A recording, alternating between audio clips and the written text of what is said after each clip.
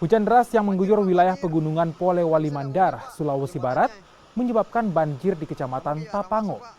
Banjir diperparah dengan meluapnya sungai di Kecamatan Tapango. Puluhan rumah warga di Desa Kalingbua dan Desa Riso terendam air. Banjir membuat warga panik dan berusaha menyelamatkan diri ke tempat yang lebih aman. Seorang warga dinyatakan hanyut terseret arus banjir.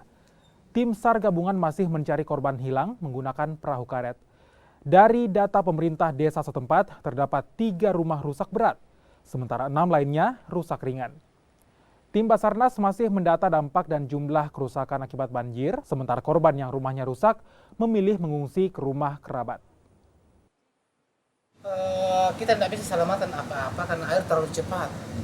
Memang ada hujan deras ini? Iya, hujan bagian dalam, airnya terlalu cepat meluap. Jadi apa yang saya bisa selamatkan cuma tikar saja 10 lembar. Selamatkan air terlalu cepat sekali meluap. Ini air dari bawah ya meluap ya? Itu dihantam rumah ini? Iya, hantam dari sana juga. Jadi kami melakukan asesmen di titik-titik memang terdampak di bagian tersebut. Kami mendapatkan laporan bahwasanya ada 1 orang yang terseret arus. Itu sampai terseret arus seperti apa? Kronologinya dia mau selamatkan anak, namun dia kelelahan, makanya dia terseret arus di Sungai Tapango seperti itu. Itu lokasinya di mana itu? Lokasinya di dekat sungai, pinggiran sungai.